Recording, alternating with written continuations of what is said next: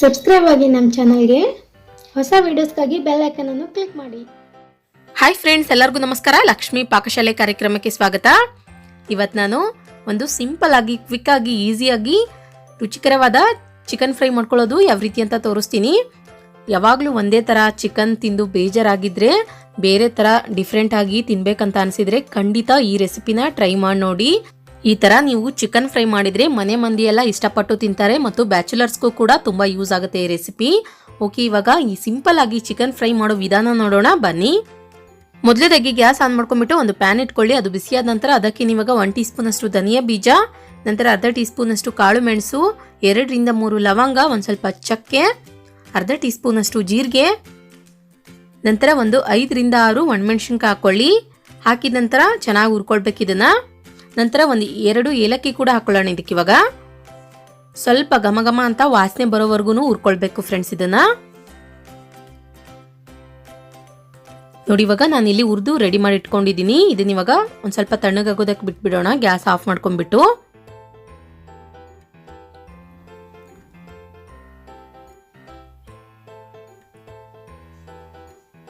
ಅದಾದ ನಂತರ ಅದೇ ಪ್ಯಾನ್ನಲ್ಲಿ ಇವಾಗ 1 ಕಪ್ನಷ್ಟು ಕರಿಬೇವಿನ ಸೊಪ್ಪನ್ನ ಹುರ್ಕೊಳ್ಳಿ. ಒಂದು ಇಡಿಯಷ್ಟು ನಿಮ್ಮ ಕೈಗೆ ಎಷ್ಟು ಬರುತ್ತೆ ನೋಡಿ ಅಷ್ಟು ಫ್ರೆಶ್ ಇರೋ ಕರಿಬೇವಿನ ಸೊಪ್ಪನ್ನ ಹಾಕ್ಬಿಟ್ಟು ಫ್ರೈ ಮಾಡ್ಕೊಳ್ಳೋಣ. ಸ್ವಲ್ಪ ಅದು ಕ್ರಿಸ್ಪಿ ಆಗಬೇಕು, ಅಲ್ಲಿವರೆಗೂ ಉರಿರಿ. ಡ್ರೈ ಆಗುತ್ತೆ ಅದು ಉರಿತಾ ಆ ಥರ ಆಗೋವರೆಗೂ ಉರಿಬೇಕು. ನೋಡಿ, ಇವಾಗ ಇದು ರೆಡಿಯಾಗಿ ಆಗಿದೆ. ನಂತರ ಇದನ್ನು ಅಷ್ಟೇ ತೆಗೆದ್ಬಿಟ್ಟು ಒಂದು ಪ್ಲೇಟಿಗೆ ಹಾಕೊಳ್ಳಿ. ನಂತರ ನೋಡಿ, ಇವಾಗ ಒಂದು ಮಿಕ್ಸಿ ಜಾರ್ ತಗೊಳ್ಳಿ.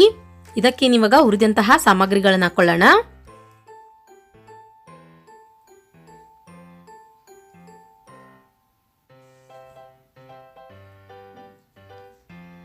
ಇದನ್ನ ನೈಸಾಗಿ ಪೌಡರ್ ಮಾಡ್ಕೊಳ್ಬೇಕು.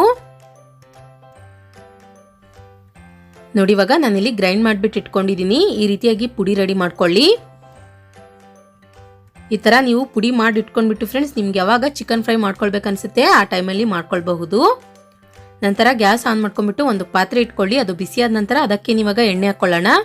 ಎಣ್ಣೆ ಚೆನ್ನಾಗಾದ ನಂತರ ಒಂದು 2 ಈರುಳ್ಳಿನ ನಾನಿಲ್ಲಿ ಕಟ್ ಮಾಡಿ ಹಾಕೊಳ್ತಾ ಇದ್ದೀನಿ. ಈರುಳ್ಳಿ ಹಾಕೊಂಡ ತಕ್ಷಣ ಚೆನ್ನಾಗಿ ಫ್ರೈ ಮಾಡ್ಕೊಳ್ಬೇಕು, ಒಂದು ಸ್ವಲ್ಪ ಕಲರ್ ಚೇಂಜ್ ಆಗೋವರೆಗೂ.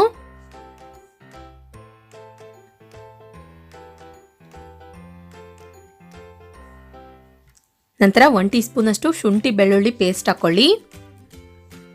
ಇದನ್ನು ಅಷ್ಟೇ ಹಾಕಿದ ನಂತರ ಒಂದು ಸ್ವಲ್ಪ ಫ್ರೈ ಮಾಡ್ಕೊಳ್ಳಿ.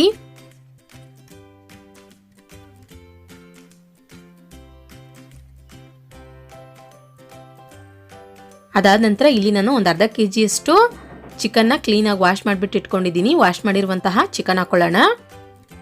ಚಿಕನ್ ಹಾಕಿದ ನಂತರ ನೋಡಿ, 1 ನಿಮಿಷದವರೆಗೂ ಚೆನ್ನಾಗಿ ಮಿಕ್ಸ್ ಮಾಡ್ಕೊಳ್ಳಿ ಈರುಳ್ಳಿ ಜೊತೆಗೆ.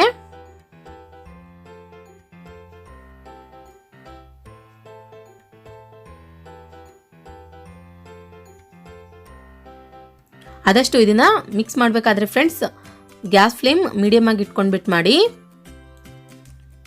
ನಂತರ ಒಂದು ಚಿಟಿಕೆಯಷ್ಟು ಅರಿಶಿಣ ಪುಡಿ ಹಾಕೊಳ್ಳಿ.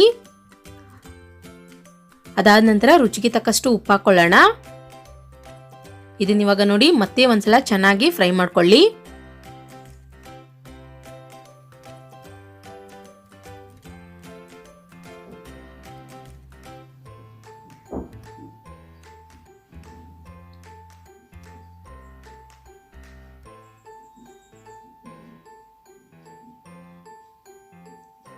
ನೋಡಿ, ಈ ರೀತಿಯಾಗಿ ಫ್ರೈ ಮಾಡ್ಕೊಂಡ ನಂತರ ಇದನ್ನ ಇವಾಗ ಮೇಲ್ಗಡೆ ಮುಚ್ಚಿಬಿಟ್ಟು ಒಂದು 2 ರಿಂದ 3 ನಿಮಿಷ ಸ್ವಿಮ್ಮಲ್ಲಿಟ್ಟು ಬೇಯಿಸ್ಕೊಳ್ಳಿ.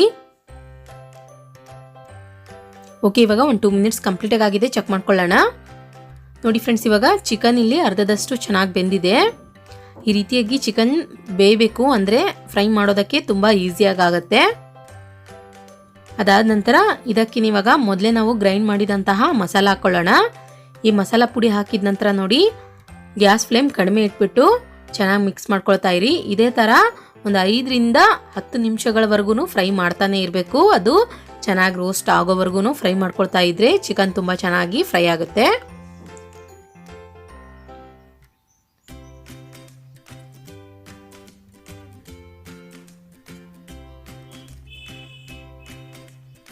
ನೋಡಿ, ಇವಾಗ ನಾನಿಲ್ಲಿ ಫ್ರೈ ಮಾಡ್ತಾ ಇದ್ದೀನಿ. ಚಿಕನ್ ಫ್ರೈ ಇವಾಗ ರೆಡಿಯಾಗಿದೆ. ಕೊನೆಯದಾಗಿ ಅದು ಈ ರೀತಿ ಆಗಬೇಕು ಫ್ರೆಂಡ್ಸ್. ಮಸಾಲ ಎಲ್ಲ ಚಿಕನ್ಗೆ ತುಂಬ ಚೆನ್ನಾಗಿ ಹತ್ಕೊಳ್ಬೇಕು. ಇದಕ್ಕಿವಾಗ ಕೊನೆಯದಾಗಿ ಮೇಲ್ಗಡೆ ಒಂದು ಸ್ವಲ್ಪ ಕೊತ್ತಂಬರಿ ಸೊಪ್ಪನ್ನು ಕ್ಲೀನಾಗಿ ವಾಶ್ ಮಾಡಿಬಿಟ್ಟು ಕಟ್ ಮಾಡಿಬಿಟ್ಟು ಹಾಕ್ಕೊಳ್ಳಿ. ನಿಮಗೆ ಬೇಕಂದರೆ ಒಂದು ಅರ್ಧ ಹೋಳಷ್ಟು ಲೆಮನ್ ಜ್ಯೂಸ್ ಕೂಡ ಆ್ಯಡ್ ಮಾಡ್ಕೊಳ್ಬಹುದು.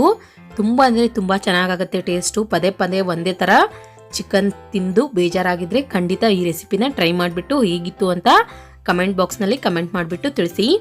ನೋಡಿದ್ರಲ್ಲ ಯಾವ ರೀತಿಯಾಗಿ ನಾವು ಸಿಂಪಲ್ಲಾಗಿ ಟೇಸ್ಟಿಯಾಗಿ ಚಿಕನ್ ಫ್ರೈ ಮಾಡೋದಂತ. ನಾವು ಮಾಡಿರೋ ಈ ರೆಸಿಪಿ ನಿಮಗೆ ಇಷ್ಟ ಆಗಿದ್ರೆ ಪ್ಲೀಸ್ ಲೈಕ್ ಮಾಡಿ, ಶೇರ್ ಮಾಡಿ, ಕಮೆಂಟ್ ಮಾಡಿ. ಇನ್ನಷ್ಟು ಈಸಿ ರೆಸಿಪೀಸ್ಗಾಗಿ ನಮ್ಮ ಲಕ್ಷ್ಮೀ ಪಾಕಶಾಲೆ ಚಾನಲ್ಗೆ ಸಬ್ಸ್ಕ್ರೈಬ್ ಆಗೋದು ಮಾತ್ರ ಮರಿಬಾರ್ದು. ಮತ್ತೆ ಒಂದು ಇಂಟ್ರೆಸ್ಟಿಂಗ್ ರೆಸಿಪಿ ಒಂದಿಗೆ ಬರ್ತೀನಿ ಮುಂದಿನ ಸಂಚಿಕೆಯಲ್ಲಿ. Keep watching. Thank you. Bye.